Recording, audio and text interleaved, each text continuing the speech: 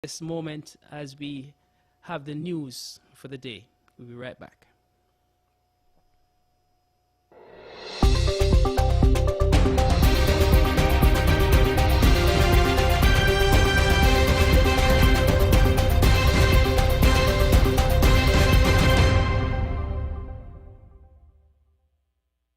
It is Monday, May 11th. Welcome to CGN News.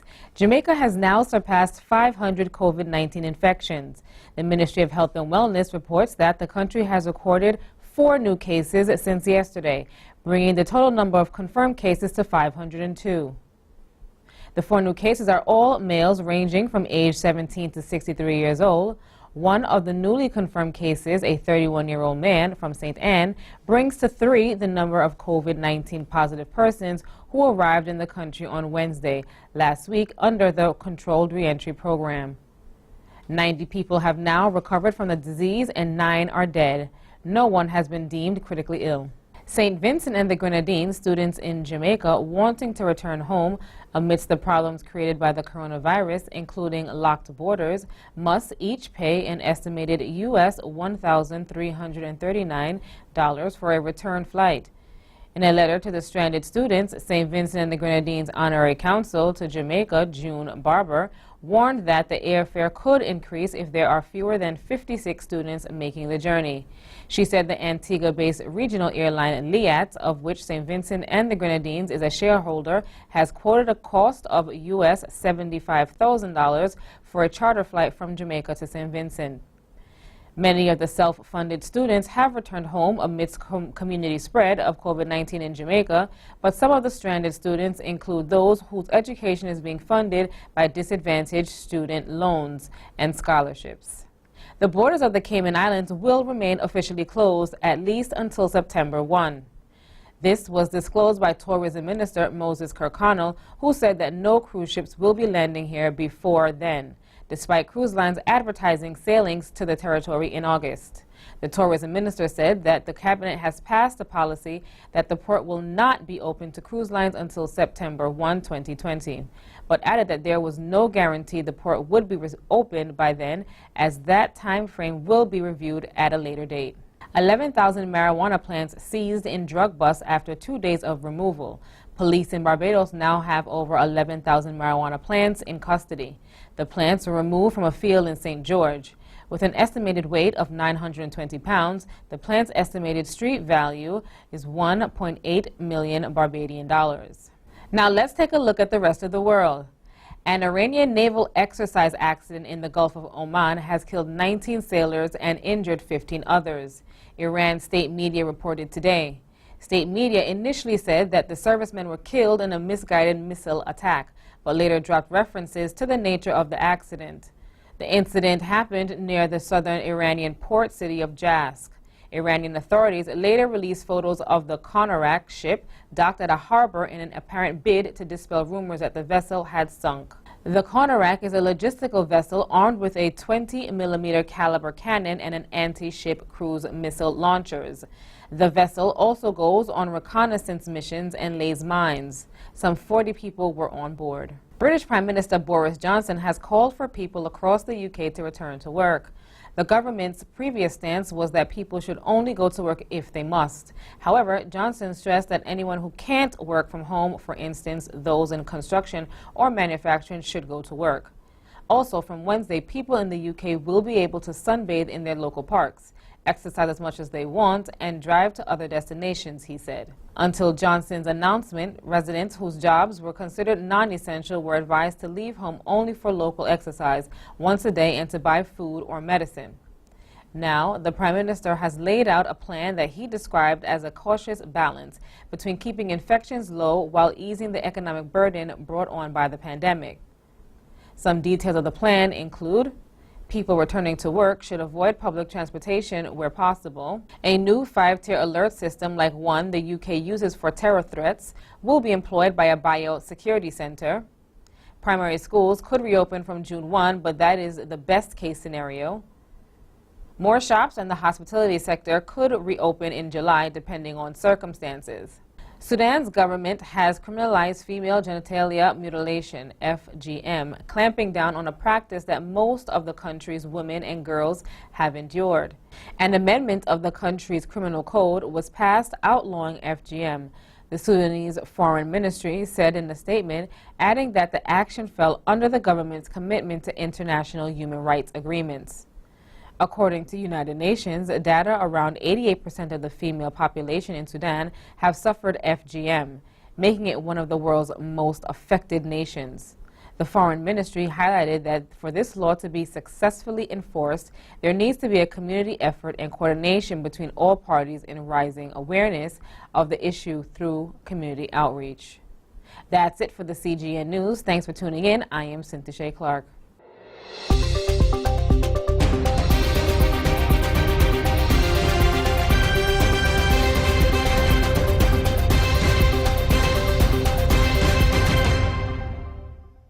Thank you very much, Cynthia Clark, for those news from the Caribbean and Jamaica. And we're just to remind our listeners, you're listening to Irie Talkback right here on Irie Jam 360. We welcome all our viewers and listeners on Irie Jam 360, those who are following us live on Facebook Live.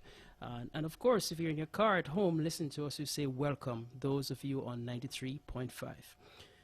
Well, it's a very special evening, very, very special evening indeed, because we recognize here at Irie Jam the importance of inclusivity, understanding that COVID-19, recognizing that it is a pandemic that has caused significant challenges to our society, but there are also some positives.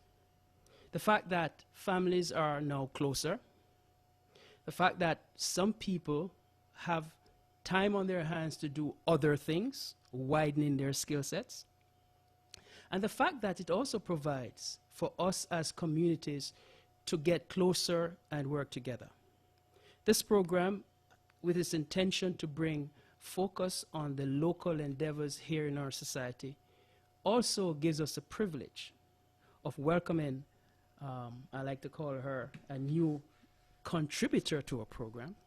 And I have the privilege right now of interviewing a very, very special person. I say she's a very special person because she is the resident director. Yeah, man, big title. In fact, this person here was recently presented as the outstanding faculty staff member at the Pace University Pleasantville campus here in New York.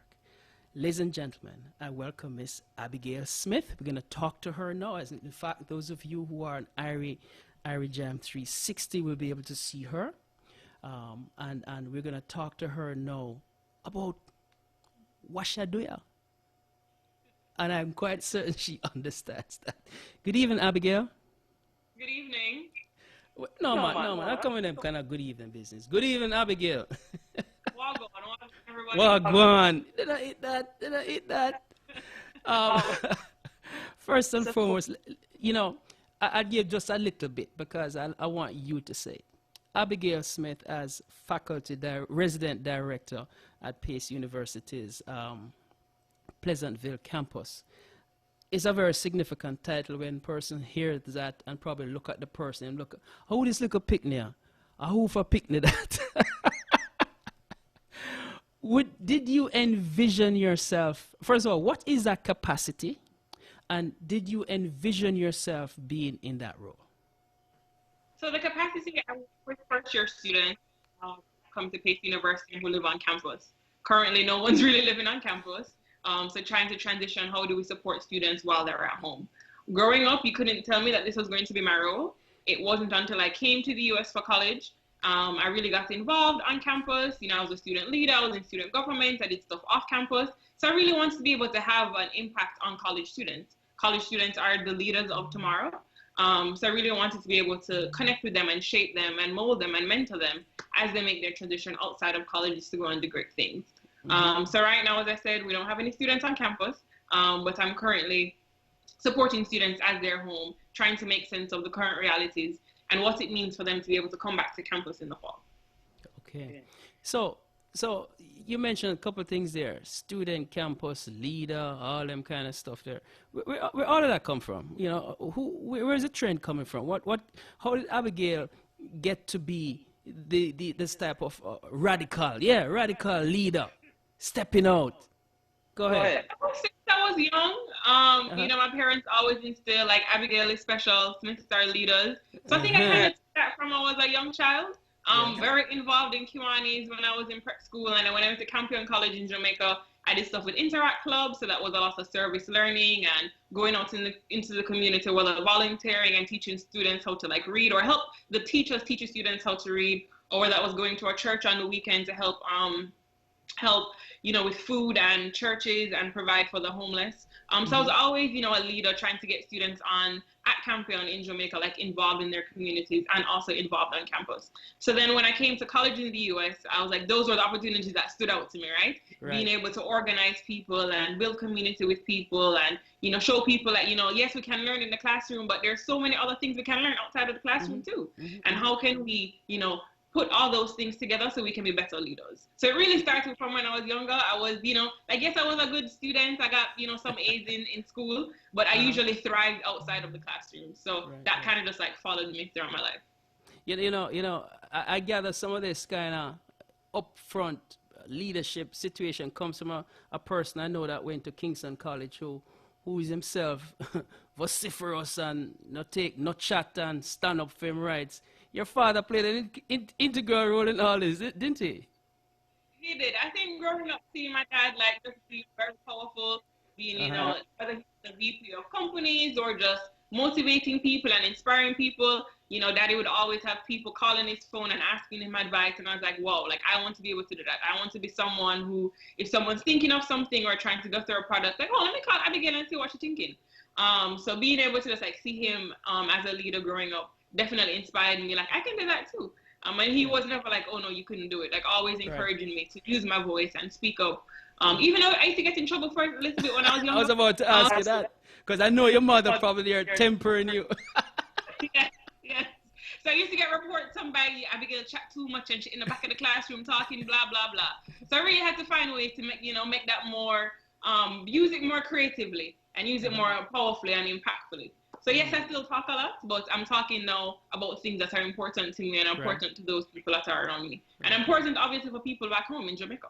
Great. And therein lies the whole idea of the conversation this evening and your involvement with us here. You reached out, you wanted to do something for the community, and I must make a disclaimer here. We have a connection, ladies and gentlemen. I kind of know a lot about her. But anyway, you reached out, and the whole idea, the conversation started with us saying, how do we get the millennial side of the involvement in what we do? One of the challenges we have, Abby, is that prior to COVID-19, we had what is called an involvement of I want to say individualism, right? Everybody was into their gadget. And as a result of that, it also went through even more so as the age disparity, family and children, separate pathways we hardly ever meet. Now, as a result of COVID-19, we are eating around the same dining table. We're in the same space 24/7. It has brought us back. The opportunity therein for even programs like ours here in Irie Jam to involve your participation. Share with us from your perspective. People of your millennial partners, friends, how are they coping and how do they view this COVID-19 situation where we see the pullback and the push forward between the government, the Democrats, the Republicans? How are they fitting in? So I think most of us are realizing that we can't do this thing alone, right? We have to do it together, stronger in numbers. We have to put our heads together. We have to make our voices be heard. Like, we're looking now at our leadership. We're looking at whether that's folks in politics, whether that's folks, back home in Jamaica. We're looking at how are our leaders responding to COVID. Because the truth of the matter is that eventually we're going to be the leaders who take over, whether it be in education, whether it be in healthcare, whether it be in politics, whether it be, in the tech world. Like, we are going to be the folks who are taking over. So how are folks responding? But then also thinking about how are our families responding? How are they, coping at home? I think for me, it's been really interesting because I'm based in the US, but most of my friends and my family are back home. So when the numbers are going up in the US and are going up in Jamaica, I have to be thinking like, oh my gosh, I need to check in on mommy, need to check in on daddy, need to make sure my friends are okay. So it's this duality of like, yes, I'm based here, but I'm really clued into what's going back home. And you're right about, I think, it's easy back, before COVID, we're all just clued into our phones, all kind of very individual. What is, Abigail doing? What is Abigail dealing with? But as you said, we're around the same dinner table, and sometimes we're sharing laptops to get, onto classes or working from home.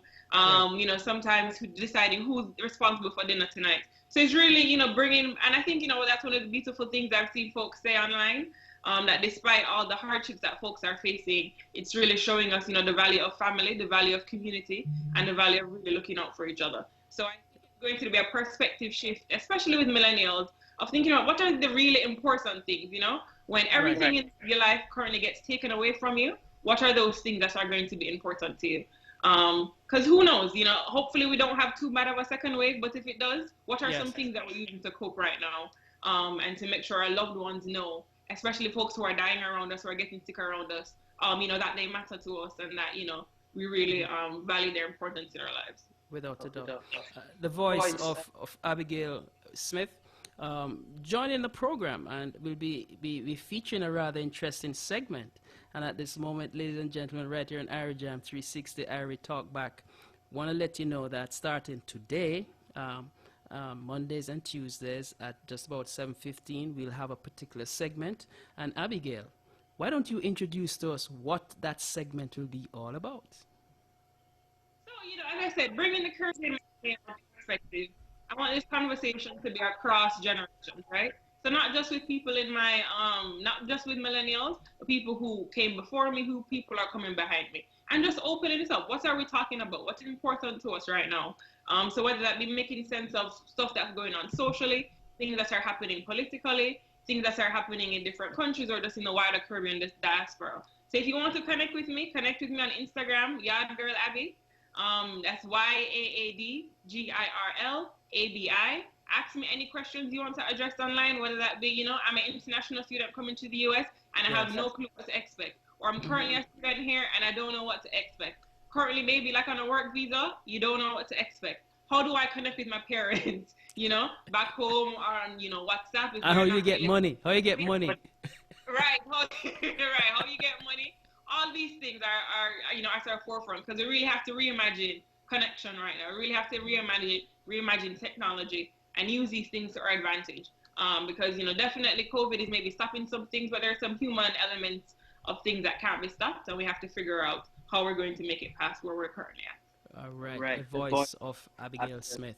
Listen to Irie Jam's Irie Talk Back on a Monday with Erwin Clare.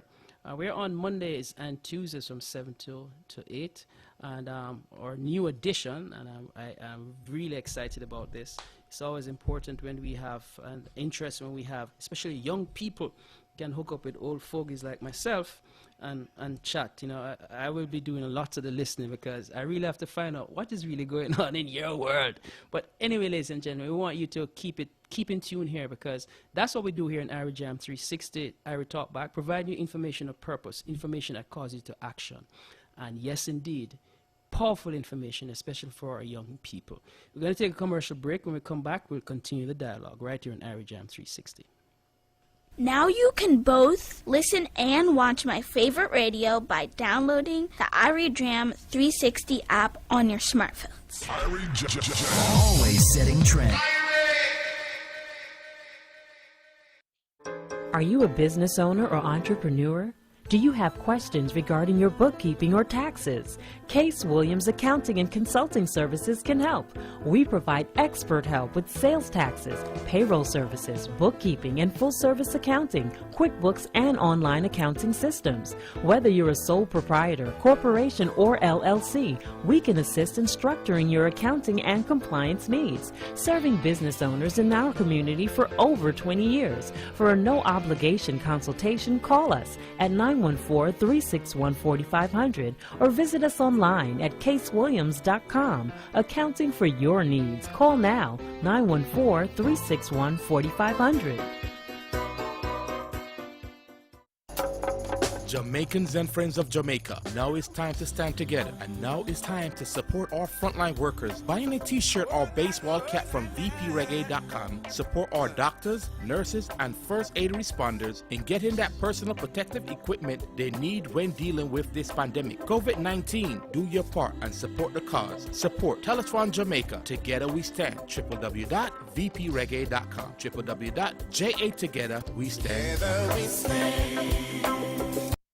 You don't have to miss your weekly Gleaner and Star News during COVID-19. Log on to epaper.jamaica-gleaner.com/NA and select Gleaner ePaper Quarterly subscription to get your Diaspora Edition Thursday Star and Saturday Gleaner e-papers with the pages of the printed newspaper on your computer, tablet or phone, free until May 30. Reach us at golsales@gleanerjm.com or 1-800-233 9540. Jamaicans are the most vibrant and brilliant people, hands down. We are the best. We make our country proud everywhere we go. Wearing our black, green and gold with pride. And now, we're all bravely rising to the occasion again by staying at home to protect each other. Our doctors, our nurses, our medical workers, our security services, and other essential service providers have taken the charge to keep us safe. But we can play our part by washing our hands with soap and water, coughing inside our elbows, avoid touching your face, stay 6 feet apart from each other whenever you're in public, and most importantly, stay in home. We're all in this fight, united and strong.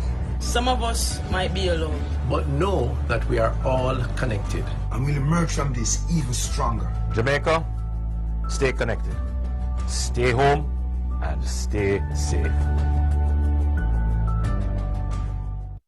Mother. Mom. Mommy. There are 1,000 ways to say it. Say it over a call with love. Send mom a top-up or plan of $15 or more, and you could be one of 1,000 lucky winners to receive a $30 gift card to treat your mom. Visit digicelltopup.com, the Digicel Top-Up app, or a local store to send your mom top-up. Then give her a call. Promotion ends May 31st. Terms and conditions apply. Official rules at digicelltopup.com. You ever check out the Golden Restaurant on Picking Avenue in Brooklyn? The cooked food is excellent. Soups, porridge, chicken, goat, oxtail, seafood, and fish specials. You name it, they have it. And it tastes nice. Plus, them have peanut punch, Irish moss, carrot, coconut water, sorrel, magnum, and more juices and drinks. Golden Crust at 1655 Picking Avenue near Rockaway Avenue in Brooklyn. 718-342-7576. Catering and delivering services are also available. Be little, but with talawa. Now you can both listen and watch my favorite radio by downloading the Irie Jam 360 app on your smartphone. Just know when another soul is broken, it's always kind of funny how you find out how they're coping. So he asked me how I'm coping, and I asked him if he noticed. I said, listen boy, I'm focused. I said, may I drink pine and ginger? And mom, if the wine panicking, I'm gonna play that. May I drink pine and ginger? And mom, if the wine panicking, I'm gonna play that. And mouth the rum and not the sorrow. And mouth you drink away I'm sorrow. Guess I'm not care about tomorrow. I guess I'm not care about tomorrow. May I drink pine and ginger? And mom, if the wine panicking, I'm gonna play that. And I drink pine and ginger? And mom, if the wine panicking, I'm gonna play that. And mouth the rum and not the sorrow. Them kind of song there, yes, me there. You have to keep up, you know, because this world here, we have to recognize that lots of changes are taking place. We live in a fluid society. We live in a society, as we said, we have to be inclusive, and we have to also ensure that we are providing pathways for our younger generation to be involved, because it's really their world. We just hold a space right now. Welcome back to Irie Talk.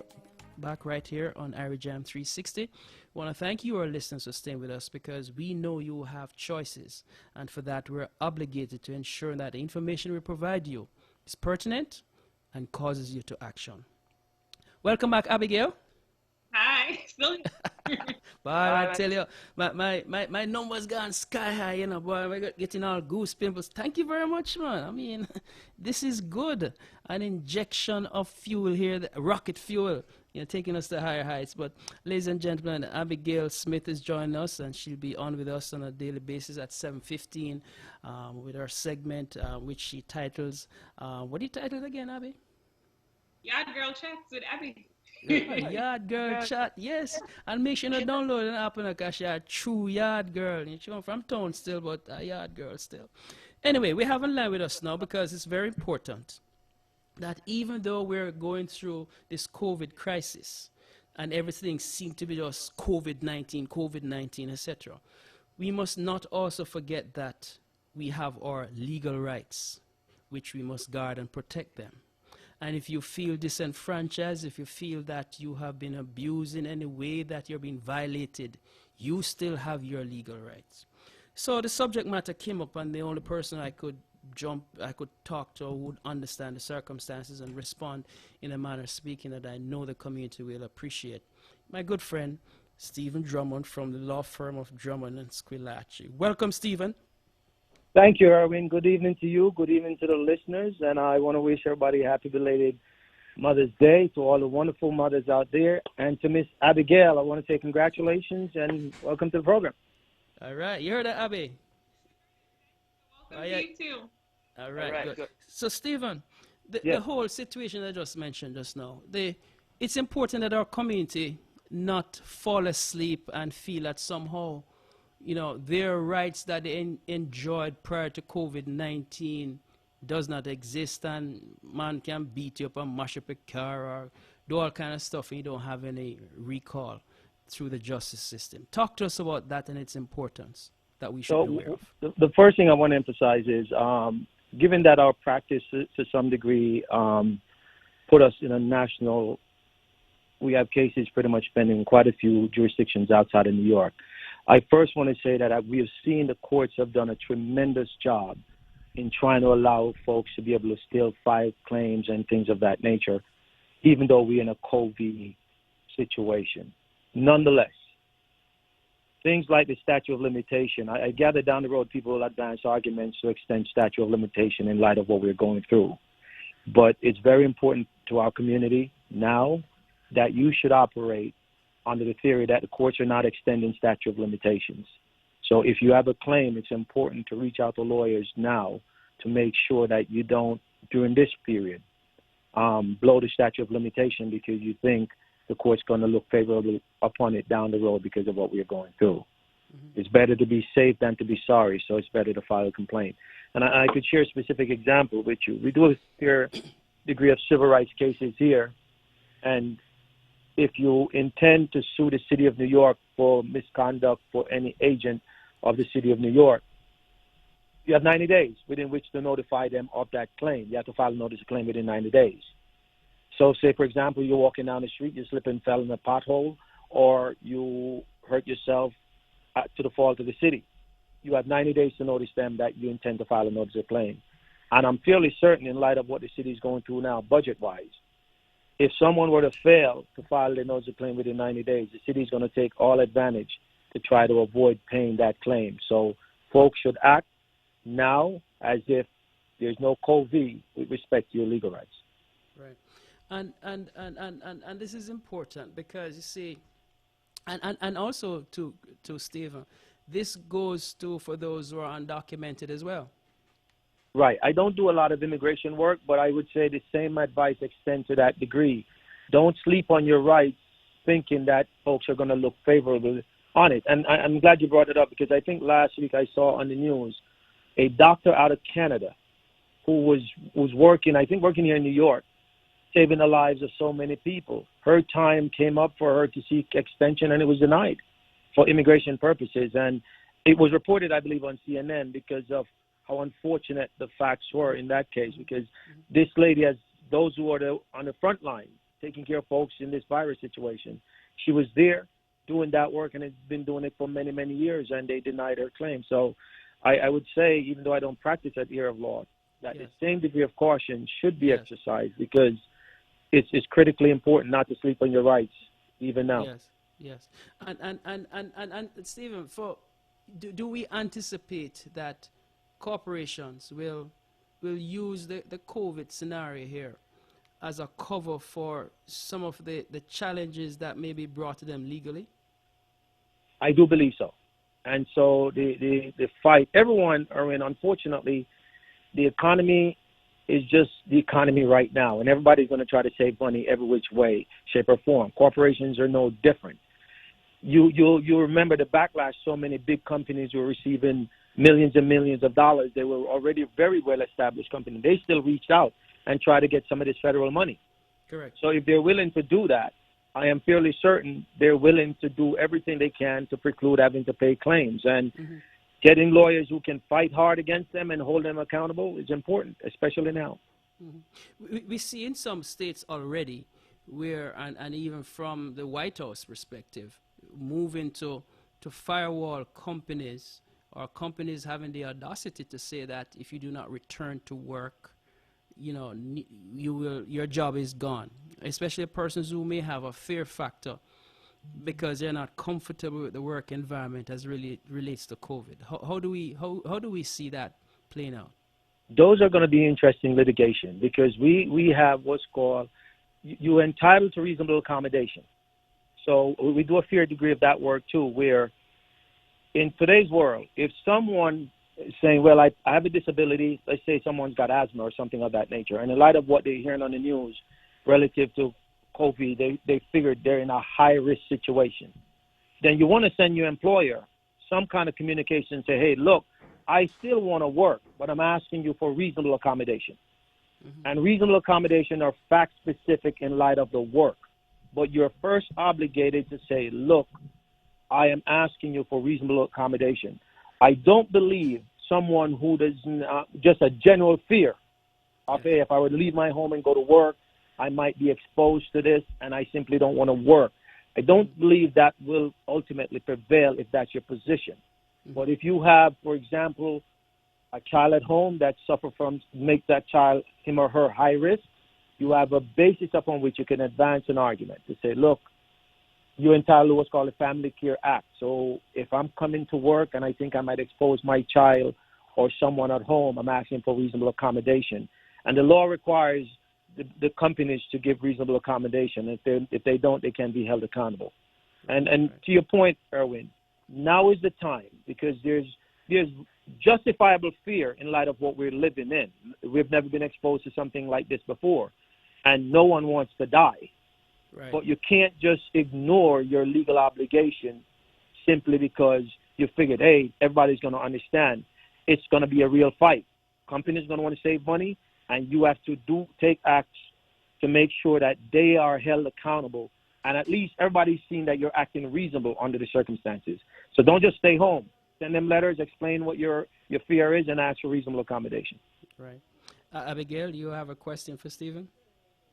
I mean, maybe just thinking for folks who maybe are strapped for cash right now and don't know, okay, yes, I want to reach out and maybe get someone to represent me, but I don't know where to turn to, and I know I don't have any money to do that right now. Like, where should folks, what are their options? That's a very, very good question, Abigail. And I'll tell you this. I am very proud of the legal profession. I know many lawyers who extend themselves and take great pride in extending themselves to help people. And we are no exception to that.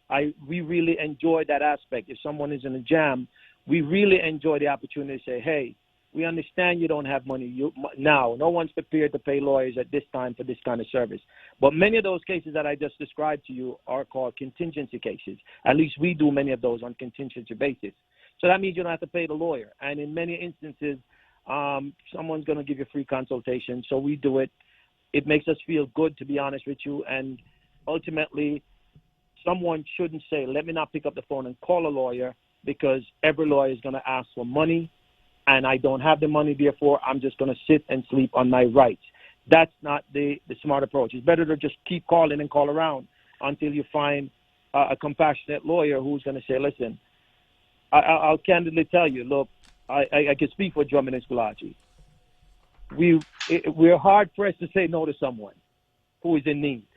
we're really, really hard pressed to say no to someone, because at the end of the day, we're human beings too, and we have families, and we know what it's like to have people who struggle and who suffer. And there's a good feeling when you help someone that's beyond money. There's really just a true good feeling about that, as I'm sure Erwin Clear knows very, very well.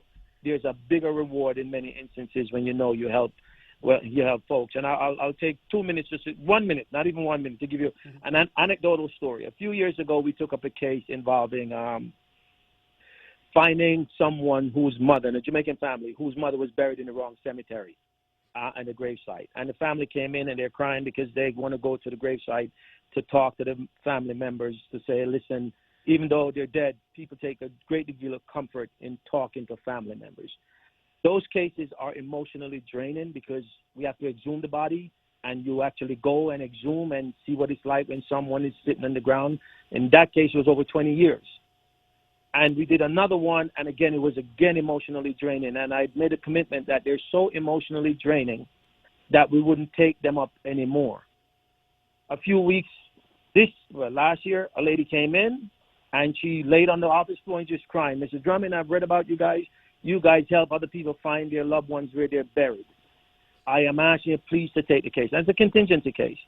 And I went home saying if I didn't take on that case, as emotionally draining as the case would be, I wouldn't be a human being. And we took on that entire case on a pro bono basis, settled that case for that lady for real money, and allowed her to walk away with all the money. During this whole COVID crisis, no one called us as often as she did to make sure that we're okay, because it was a constant, Mr. Drummond, Ms. Kolachi, I have you guys in my prayers. And this is a lady that will say that repeatedly, and she called all the time. So that's the case where literally, as I said, it's emotionally draining to exhume body and to tell folks your family's there or your family's not there. But we took on those cases, we took on that particular case, and we did it on a pro bono basis and gave away a considerable amount of money. And I'm sure we are not unique in that effort. Many lawyers do that. Okay. Stephen Drummond, compassionate representation, person who understands the community. I want to take this opportunity to say thank you for what you do, and it's important that our community recognizes too. And I make no calls about this, that those of the community for the community needs our support as well. And for those who might be listening right now and may have a question and may need to reach out to you, give them a call at 718-298-5050. That's 718-298-5050. Stay safe, my friend. You too, Erwin, and all the best. Thank you. All the best to you. Sure, that was Stephen Drummond. And interesting. It tells you that we have persons in our community with compassion who are always willing to help somebody else. People are like price gouging and trying to make a dollar, which I can't, but especially within law, it's good that ethics are still there. Yeah, without it. Ladies and gentlemen, you're listening to Irie Talk Back with Erwin Clear. I have Abby in with me this evening. We're going to go down to the Rock and run it to it somewhere in here, what he has to say this evening. The opinions expressed in this commentary do not necessarily reflect the views of Irie Jam Media or its sponsors. Hello, I'm Ronnie Thwaites, and I want to talk to you about producing food in Jamaica. I wonder if many of you know that Jamaica spends about $1 billion United States dollars importing food every year. In fact, we have been depending on foreign farmers and fishermen to feed us for centuries. Where do you think the saltfish in Saltfish and Acre comes from? And shame to say, most of the goat in our sweet curry goat is imported old sheep flesh from New Zealand. Can you imagine the folly? Over 30 million Jamaican dollars a month is spent on that, when we can grow goat anywhere, except for the teeth. But that's another story, eh? The cost and volume of imported food keeps going up, while our exports of the finest Jamaican food is declining. Well, it can't continue. Story come to bump now. Up to recently, tourist revenues and remittances which UNO faithfully send home have provided the foreign exchange to pay for these food imports.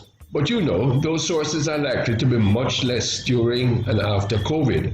And with the Jamaican dollar brushing frighteningly close to 150 to 1, the wherewithal to import is simply not going to be affordable, if even available. So now is the time to go forward by going backward. That is, to feed ourselves and more, to grow enough for export for the diaspora markets. That's what we used to do. Now government has started to buy up some of the rice, some of the nice vegetables, the fruit and the tubers which used to be brought up by the hotels. But can you believe it? Farmers still have produce spoiling in St. Elizabeth and elsewhere, while town people are dying for some fresh, nutritious local food.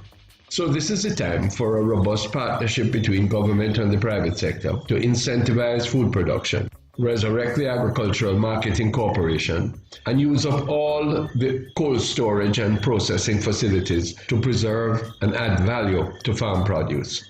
Look here, we know we will never be able to grow wheat, sufficient rice, or corn and soya, but our ability to afford those must be through cutting off the imports of items we can grow locally. Hey, can you believe we're now importing even coffee? We have to change some of the funky dietary preferences that we have, and we have to plan serious export of the best of our fruits and tubers. So I want to ask you, how many of us have some family land on the rock which could grow food? Or who amongst us is interested in leasing some of the cane lands which now have to be put to other uses? Cassava and castor oil beans sell very, very good, you know. The slogan, grow what you eat and eat what you grow, has more meaning now than ever. Well, I gone now to eat some hominy corn porridge with the hope of some hot jerk chicken later. You hungry too?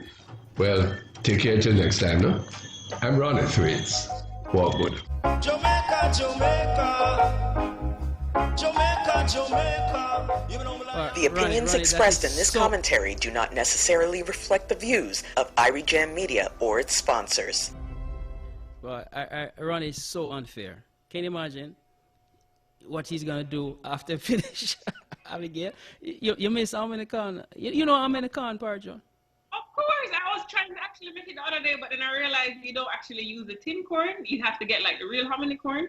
So I only had like regular vanilla porridge. So you have to come in Queens here, one of the stores.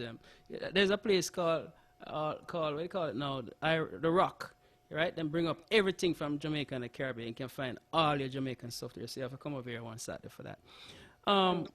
Welcome back, ladies and gentlemen, to the last 10 minutes of our segments program here. I want to say thank you for staying with us right here on Irie Jam 360. It's Irie Talk Back with Erwin Clear, and my special guest this evening, of course, Abigail Smith. And you're going to catch her going forward as of tomorrow at 7:15, Yard Girl Chats, right here on Irie Talk Back on subject dealing with the millennials, you know, and how they are factoring into the whole scheme of things right now. But I want to ask you quickly, though, in this few moments we have left, Abby, the students right now, this time of year, many students would be graduating, and some would be preparing to enter college. You know, that duality of situation still taking place, but in a different format.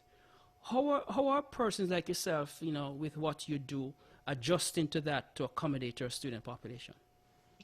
So still trying to do everything we'd normally do, but doing that on a virtual plane. So whether that's through Zoom, whether that's through phone calls, but still making sure businesses and our university, I should say, are continuing, right? So we're still recruiting students. They still have a lot of questions.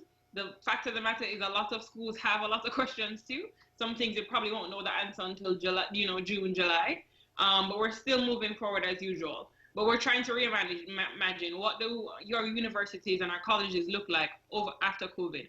What are going to be the needs of some of our students, whether that be with funding, whether that be in the classroom, whether that be, just mental health support. Like a lot of students, I have students who lost their grandparents, who, have parents who are sick or who themselves were sick. So those are going to be some of the needs that are going to be coming in. We're going to be having students who, weren't able to celebrate, through prom or through a traditional graduation. We're going to be having students who, miss that feeling of being within, with their peers every day. So being able to support them through that and create opportunities right now where they can still do it, even though it looks very different. And also just, showing them some grace when they do come back in the fall. But summer also looks very different. This is the time when students get maybe their first internship or their first summer job, or their first thing after high school as they're going into college, or it could be their first opportunity during the summer. So also just like showing them grace throughout this period to seeing that you can still do these things. There are opportunities that are online. And just trying to help them make the best of the current situation, because the fact of the matter is all of us are feeling it, right? It's just at different levels. So being able to really connect with folks and say, I know this is not the future you had planned, I know this is not the summer you had planned, but we can still make some out of what we have right now. Let me ask you, the whole situation of social physical spacing, right? One, and the more we see now long distance learning, e-learning, the whole situation, that changes the whole composition of the college experience. Yes, it does. And what's interesting is that there is, I think right now, the debate on should colleges just go forward with being online, should they bring back students in the fall? And I can tell you, almost every student I've spoken to so far misses being here. Not saying that they're hating home, but they miss being around friends. They miss being able to just wake up and go to class. They miss being able to, maybe have their leadership groups or go to an event, bringing somebody in. We think about our college athletes. Like, this is a huge time in their lives. A lot of them do miss that. So yes, there are some factors that, make online learning very optimal in this piece, but we have to think about human connection. That's what drives, that's what, for 20 odd years, think about the teenagers. This is what really drives how they communicate, how they're taught to communicate. So totally taking away all of that and say doing it online is like, no, like online is a place where I want to have fun, not where I'm trying to do all of my daily operations. So it is very different, but the good thing is that a lot of them do miss it. So hopefully, in the fall and as we transition to the summer, we can business back to normal, even though it's going to look different for sure. Right. The voice of Abigail Smith. Want to take time out just to give a shout out to Keith and Jackie Smith, parents of Abigail Smith, and I have to disclose to my cousins. I have to disclose that, ladies and gentlemen. I'm honest. But the conversations thus far, I know you agree with me, has been very to the point and meaningful for us as a community. A few moments to go. New York City, of course, will not be reopening slowly like other parts of the state. I know many people in New York City are not happy with that, but we do understand. I think we have done well so far. What's your take on that? So I think, it's just interesting to think about what we're willing to sacrifice, right? So we've seen for the past 2 months, people being willing to stay home, follow social distancing, go to the grocery store when they need to. But no, I think folks are getting in that anti period of like, I see people in other states are able to go out, and I see other people, in different countries are able to go out. So no, probably New York people are thinking, I want to do that too. But we have to think about, what are we willing to lose? And are we willing to lose human life? Do we want to, in a couple of years from now, look back on this moment and say, oh, wow, I was so invested to be able to go to Broadway, or so invested to go to this concert that I was willing to step outside and not wait, at home for another month just to, have our numbers go down and for us to slow that curve.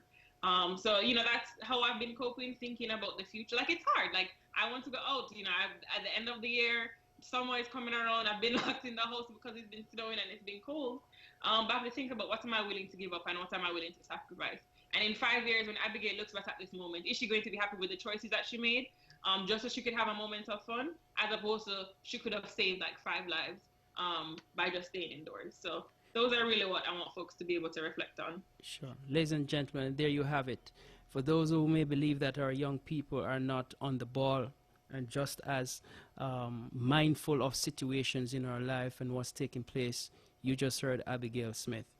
It's come up to a wrap for us here on Irie Talkback. And, it's important, again, that we recognize those who are significantly involved in ensuring that we are safe, especially our essential workers, those who are sacrificing their time, their life, to be on the front line so that we can have a better future, so that we can live. Yes, so that we can live. We do not take it for granted. We thank you. We thank those who who recognize that, you know, even though the challenges are there and the sacrifices have to be made, they still continue to do what they do. We celebrate those who have come through COVID-19. We mourn for those who have been lost, and the families.